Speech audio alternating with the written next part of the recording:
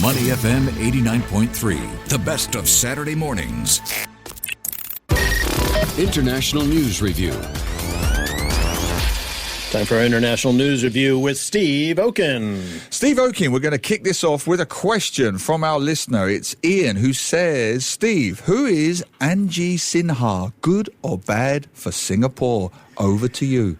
Okay, well, first, all we have to go on officially... Just say who he is first. We don't know who he is. I'm just saying all we have to go on officially is what Donald Trump put on Truth Social, which is, quote, I am happy to announce that Dr. Angie Sinha will be the next United States ambassador to Singapore. Angie is a highly respected entrepreneur with an incredible family. That's all we got. So we're all trying to figure this out. Everybody reporting jumping on social media, and so people are going to the White House, they're going to the National Security Council, they're going to the State Department, going to the Singapore government. Bubkiss. Nobody has anything. Never heard of the guy. Don't know who he is. Yeah. Fox News says that they called her a highly respected entrepreneur with an incredible family.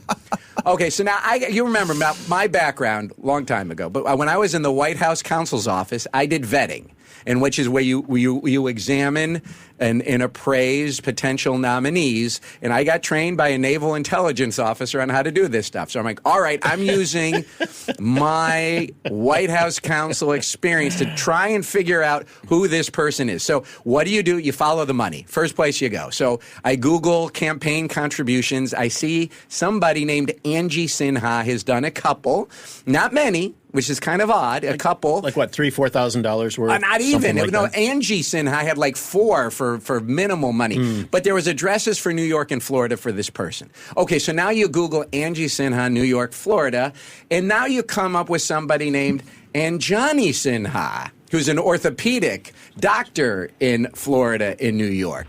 Now I put that name in, and a lot more donations come up, including 2 to Donald Trump.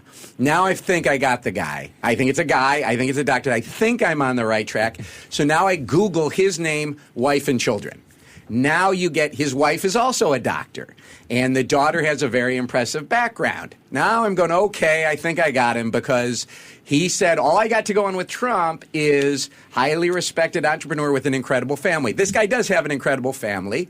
Now, entrepreneur kind of throws you off because he's a doctor, and most people won't think of doctors as entrepreneurs, which is why everybody else hunting for this person has got the wrong person.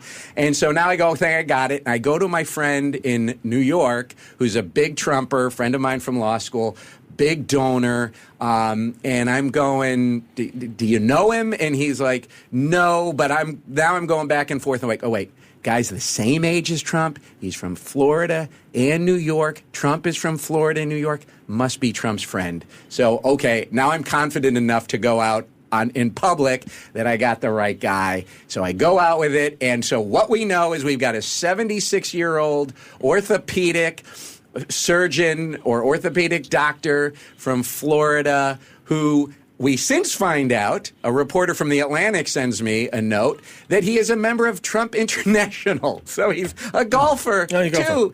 So now this is the guy. We don't know anything beyond. He has got what you have found out. What I have found out, he's got an incredible family. And then this morning, the Straits Times cites me as like, well, we think so we much got for him. Investigative journalists on the Straits Times staff. They're going with your story. Look, I mean, I feel ridiculous at this point, guys, to ask a sensible question, but I'll try.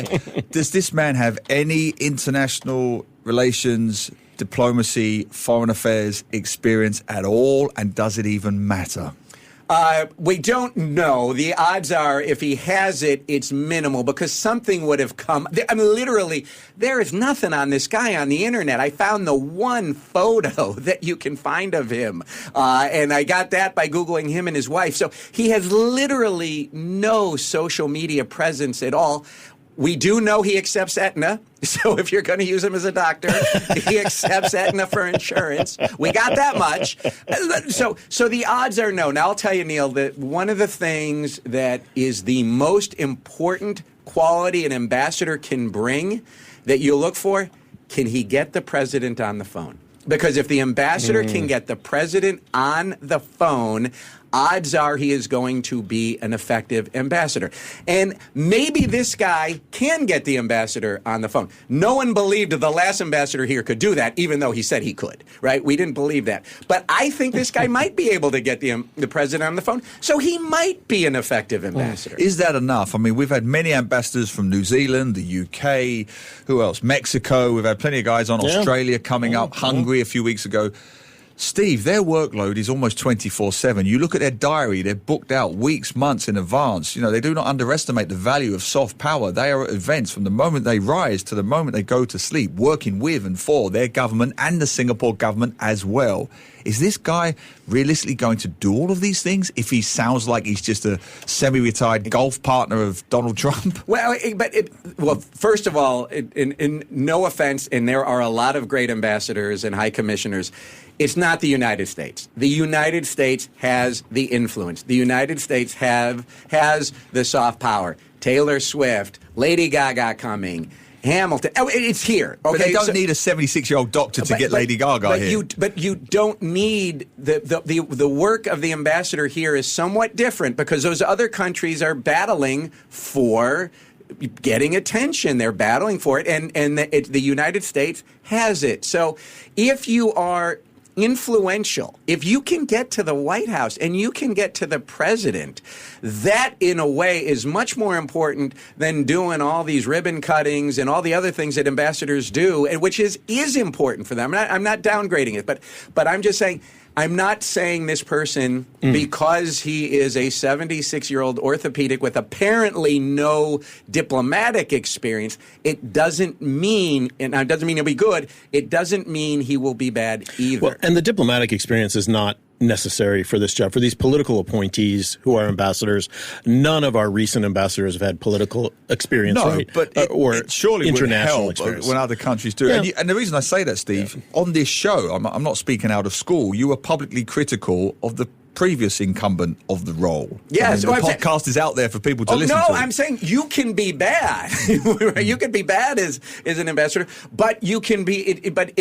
In the United States, do you have the respect of the host government? If the host government says, if I talk to this guy, or woman, if I talk to this ambassador from the United States of America, will my message go right back to the White House? And if he can do that, then the Singapore government is going to want to meet with him whenever he wants and whenever they want. But I'm just saying, it can be. And typically, the U.S.-Singapore relationship, I mean, it is so strong. It is so powerful. And I'm going to agree, I'll say this, I agree completely with Donald Trump. When Donald Trump says in that Truth Social announcing Dr. Sinha, he says the United States' relationship with Singapore is vital.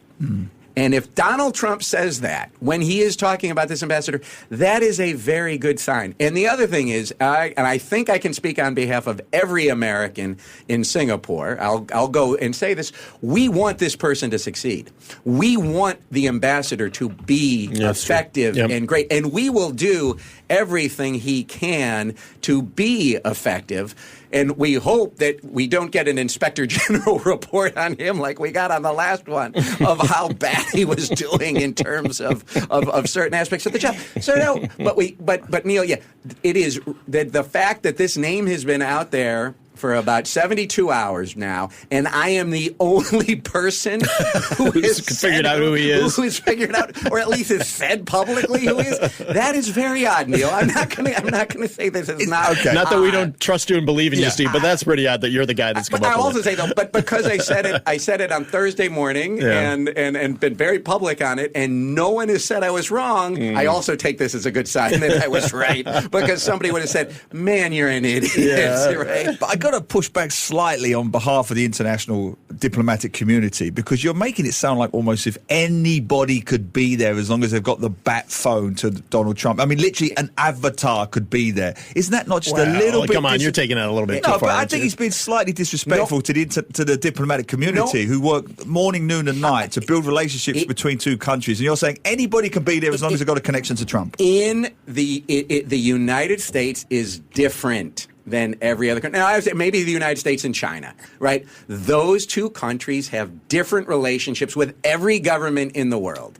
And because the United States embassy here is always, it gets the top talent. It gets the top talent for, the Casey Mace, the DCM, and Deji Okadeji, who's the econ political counselor. And we go down the line, Melissa Brown and all the Rafiq Mansour, Stephanie Simtek Ramath, all the people of Sufter, they're top. And so you've got all the State Department people. The State Department and the Foreign Commercial Service people who are here. They have the relationships in the Singapore government. They have the relationships back in Washington. The Singapore government is very effective in its relationships back to Washington. And this country the United States is different. And the other ambassadors who are here, who I'm friends with, a lot of them, JD, the High Commissioner of Canada, is doing a remarkable job. And he works incredibly hard at it. He has to work harder at it than the Americans do. And let's not forget, different. with every ambassador here, there is the Deputy Chief of Mission, right, which is the career foreign service person. In this case, it's Casey Mace, who is in Singapore right now. These are the people that actually help the ambassadors because they are political, they're political appointees. They help them with the specifics of diplomacy and things like that. So honestly, really, it's a pretty wide. Suggested it could be anybody. Yeah, I wasn't going to say that, but I'll say that it could be anybody. It could be anybody. If you're appointed by the president and you have access to the president. Yeah. Most people can't do that in the world. Yeah. If he can do that, I'm saying he can be a very good ambassador. If he can do that because he's got such a support team behind him and because what are the two most important relationships for Singapore? It's the United States and China. And so Singapore wants him to be successful. Singapore is going to do everything it can to make the U.S. and they always do. They are going to do everything they can to make the U.S. ambassador successful, the same as they do for the Chinese ambassador. And so it is going, now, it doesn't have to work. You really have to be bad to mess this up. You really have to try. Which we've seen recently. And even then, you can't tank the U.S.-Singapore relationship. Right. And going back to President Trump, it's vital. So those who are wondering, this person will have to go through congressional hearings, a Q&A, and a vote in the Senate before confirmation. So we will be able to actually hear and see this person long before they would arrive in Singapore. Although let's also note that this Republican Senate confirmed Robert F. Kennedy Jr. and Tulsi Gabbard. He's getting confirmed. Whoever this is. It won't be a problem. Yeah. It will not be a problem with this Republican Senate, with this president. All right. We got to move on. We got lots to talk about. The U.S. shutdown or potential shutdown, all coming down to a vote on what they call a continuing resolution, which is a nice way of saying the Congress hasn't actually got together and agreed on a budget for the next year. So they do this kind of stopgap budget. And what they're trying to do now is not just continue it for another month or two, but have a continuing resolution for the next year, which has a lot of implications on who gets to decide what's funded or how it's funded or where money is pushed around. Steve, where do we stand right now? Because the Republicans need at least 8 Democrats to come along and vote for this thing for it to pass. It passed. The Democrats caved, right? The 10 Democratic senators voted with the Republicans, and why the Democrats as a party are so furious is because you have now given an absolute blank check to Donald Trump and Elon Musk to continue to do what they have been doing for the past 2 months. Why is that? How does that work?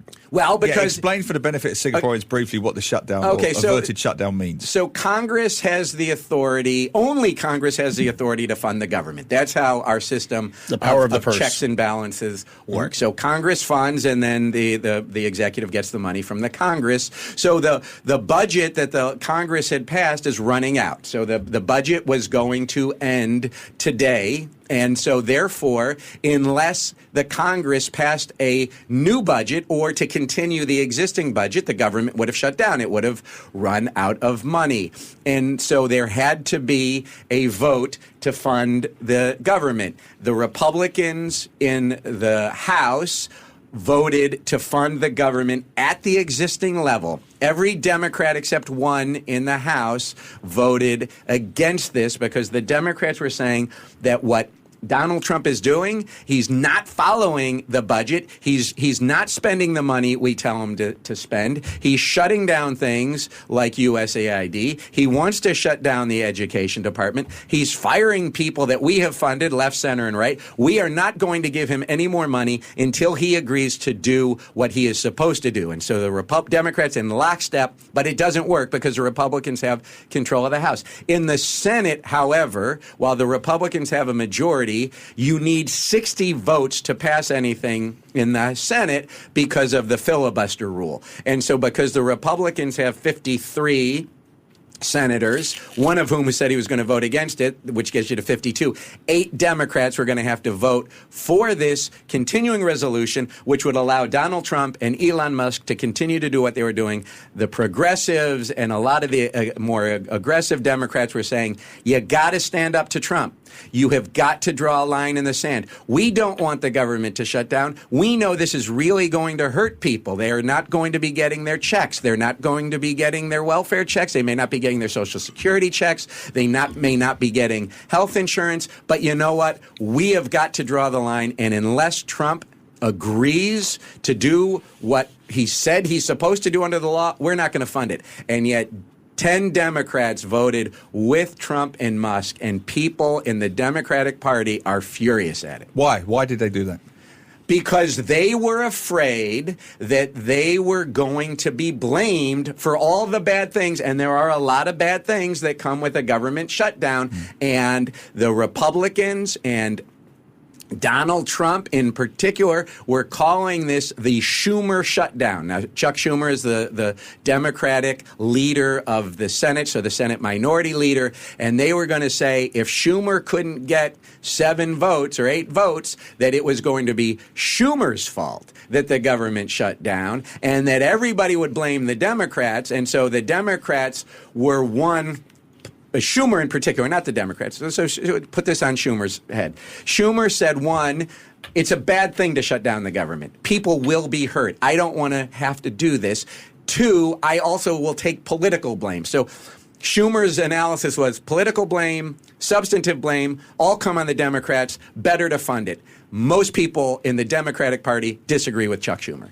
So the interesting thing about this is that this happens just about every year. Congress, in recent years, Congress has not been able to get together, so they have these recurring, continuing resolutions for a month or two until they finally hammer out some kind of budget that really nobody likes, which is kind of the nature of American politics. Nobody gets everything they want. The difference with this one is the continuing resolution will last for a year, which then gives the White House the ability to move funds around. So let's say you got funds for one project, that will be at the discretion of the White House to take those funds away from that project, move it to another, and kill programs and do all kinds of different things. Is that correct? Am I reading that correctly? I think it funds it for the rest of the fiscal year, so I think it's about 6 months. So it's not a 6 months, but okay. It's That's a long time. The Democrats wanted 30 days. The Right. Democrats. What the Democratic position was supposed to be, or what Democrats were really pushing, agree to 30 days, and then let's avoid the shutdown, but try and get something. And Schumer caved and did in the full 6 months, or however long it goes through the fiscal year. And there are people who are really angry right now at Chuck Schumer, including apparently the House Democrats and the House Minority Leader. So this is going to lead to real ramifications for the Democratic Party, and it's going to give even a broader hand for Donald Trump.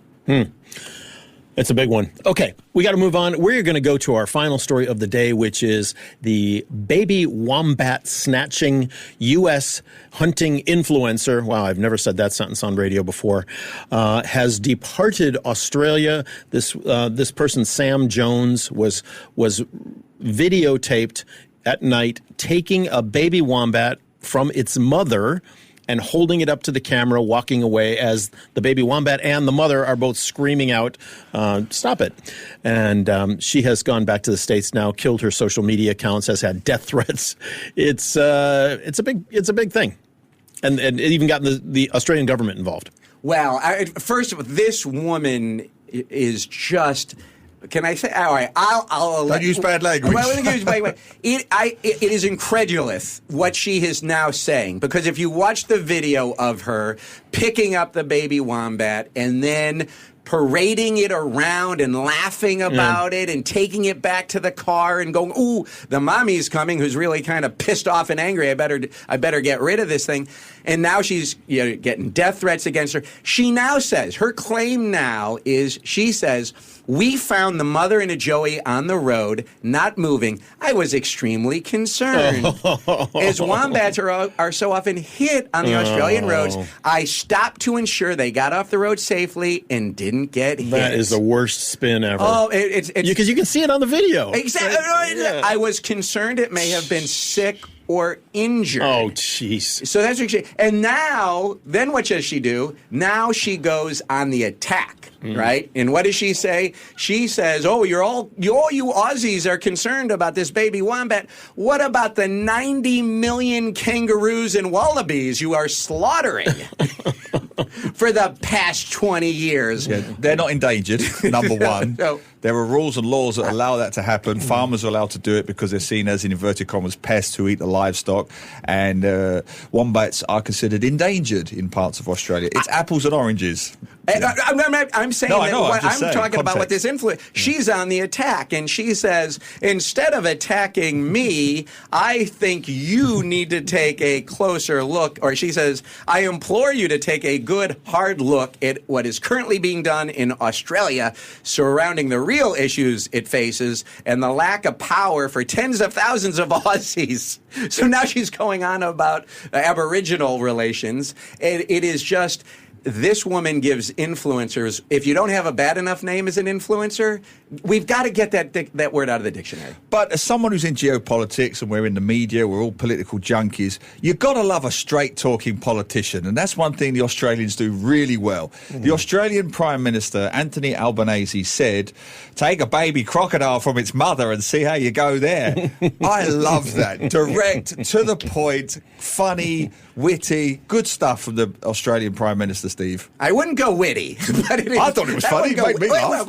But it is so Aussie, right? And then he closes with, right, take another animal that can actually fight back rather than stealing a baby wombat from its mother. See how you go there. See how you go there. See how you go there. Could you be more Australian? Could you be more Australian in your comments? At the end of the day, don't mess with animals. Just leave them alone. Take pictures, do whatever you want, but don't be picking up a baby from its mother. I mean, come on. Yeah. Anyway, she's her, and then her last.